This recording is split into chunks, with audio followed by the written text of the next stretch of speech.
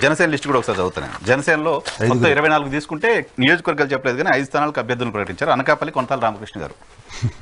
కొంతాల రామకృష్ణ గారికి ticket doubt, ఆయన ఎంపీకి పోతారని ప్రచారం జరిగింది కానీ ఆయనకి అనకాపల్లి అసెంబ్లీ ఇచ్చినట్టున్నారు. కాకినాడ రూరల్ పంతం నానాజీ నిన్నే కాకినాడ రూరల్లో పార్టీ ఆఫీసులు ఓపెన్ చేసుకున్న సందర్భంగా తెలుగుదేశం పార్టీ వాళ్ళు ఇద్దరు కొట్టుకున్నారు. జనసేన మాకు తెలియకుండా ఎలా ఆఫీస్ ఓపెన్ చేస్తుందని పిల్లి సత్యబాబు అని అక్కడ లోకల్ లీడరు.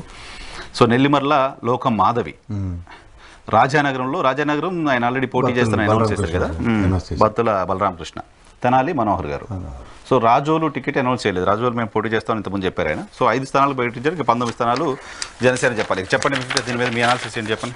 ఇందులో అనాలిసిస్ కన్నా ముఖ్యంగా ఏంటంటే జనసేన తెలుగుదేశం కోసం పవన్ కళ్యాణ్ గారు నానా ఇబ్బందులు పడుతూ బీజేపీ అన్న దగ్గర ఏదో ఒకసారి ముఖప్రచార్థం బీజేపీ అని మాట్లాడుతున్నారు తప్ప పురంధేశ్వర్ గారు ఇంకా అధిష్టానం బీజేపీ ఇంకా నో చెప్పినట్టే.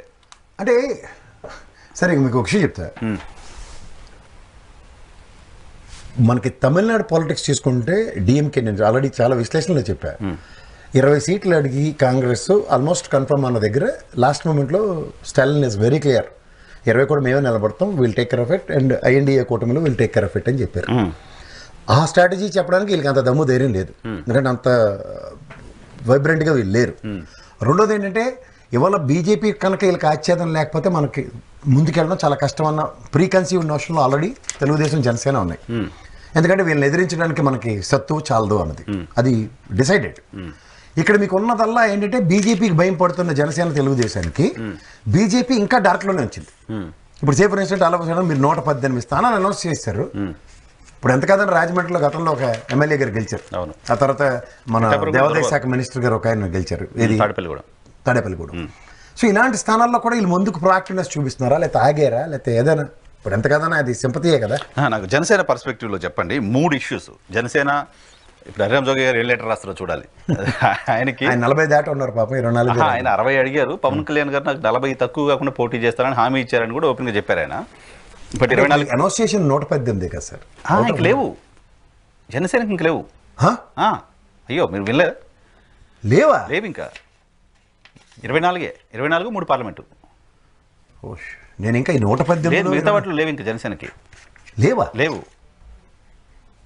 24 స్థానాలకు మేము బీజేపీ వస్తుంది కాబట్టి 24 కోసం మేము కన్ఫైన్ అయి ఉంటామని పవన్ కళ్యాణ్ గారు ఓపెన్గా చెప్పారు.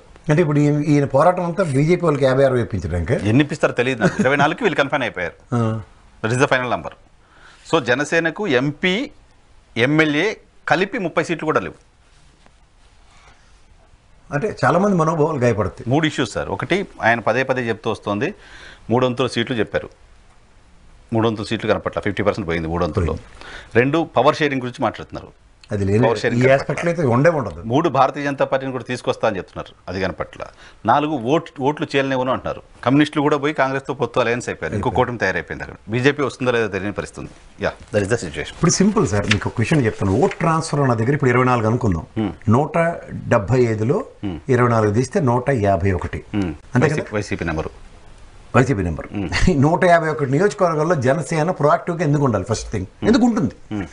రెండోది ఈ అనిశ్చితులు ఇందాక మనం చర్చించుకున్న వాటి దగ్గర ఆల్రెడీ అనౌన్స్ చేసిన ఒక టికెట్ ఏదైతే ఉందో, ఏది తన్నుకుల్లాడి దగ్గర చాలా ఉన్నాయి, అలాంటి ఉంటాయి ఆబ్వియస్గా. అంటే నేను ఇప్పుడు మొదట్లోనే మనం అన్నప్రసన్న రోజు బిర్యానీ పెట్టడం కష్టం, కానీ ఇప్పుడు మీకు అనిశ్చితి అన్న దగ్గర ఒక candidature from the last 5 years travel ఈ కెనాట్ కదా, ఈ కంటే ఎక్స్ట్రమ్. ఫస్ట్ ఆఫ్ ఆల్ ఆ ఎక్స్ట్రమ్ అవ్వడమే చాలా కష్టం.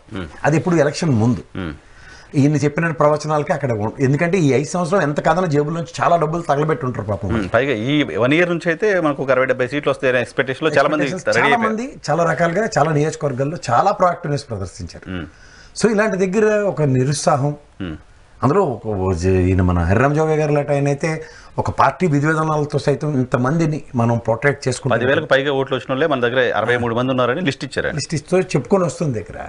సో వాటిలన్నిటితోనూ మనం ఆలోచన చాలా ఇప్పుడు చాలా సింప్లిఫైడ్ సొల్యూషన్ సార్. ఇప్పుడు 60 నియోజకవర్గాలను ఎస్టాబ్లిష్ చేసి 10,000 ఓట్లు వచ్చినవి పట్టుకున్న దగ్గర ఈయన ఫిల్టర్ చేసుకోవడం కూడా చాలా సులువు అవుతుంది కదా. అండ్ మోర్ ఓవర్ ఆ 60 నియోజకవర్గాల్లో ఒకసారి నిజంగా ఈ సంవత్సరం నుంచి కలిగి తిరిగిన గ్యారంటీగా ఓటు బ్యాంక్ పెరగడానికి ఛాన్స్ ఉండుందును. అండ్ అపార్ట్ ఫ్రమ్ దట్ ఒక నాయకత్వ లక్షణాలతో కమిట్మెంట్తో పనిచేసే వాళ్ళు కూడా దగ్గరికి వెళ్ళి ఉందరు కదా. ఇది నేను చెప్తున్నాను కదా సార్, ఇది ఓన్లీ ఒక పాసింగ్ పీరియడ్ లాగా ఈ జనసేన పార్టీ చేస్తున్న రాజకీయాల మీద నిజంగా శ్రద్ధ పెట్టి పనిచేద్దాం అన్న నాయకులకు చాలా మందికి మనోభావాలు చాలా గాయపడతాయి. పవర్ షేరింగ్ లేకపోతే అదే చెప్తున్నాను, ఈ 24 సీట్లతో పవర్ షేరింగ్ ఏంటి సార్? మా అయితే ఇంకో గెలిచిన తర్వాత పార్టీ అధికారంలోకి వస్తే ఎమ్మెల్సీలో ఒక 5 నుంచి 10 వస్తాయి అనుకుందాం, ఎగ్జాంపుల్ వర్స్ట్ కేసు సార్. ఒక 10 ఎమ్మెల్సీలకి లేదా ఒక రాజ్యసభ 2-3 నామినేట్ 26 దాకా దిక్కుదేవనా లేదు రాజ్యసభకి. ఇంకేముంటాయి సార్ వాళ్ళకి ఈ నామినేటెడ్ పదవులు, ఈ కార్పొరేషన్లు అంటే ఈ దాని గురించే కదా ఇన్నాళ్ళు బట్టి అవహేళన చేసుకుంటూ తిరుగుతున్నారు. సో ఇది this is not the way కదా.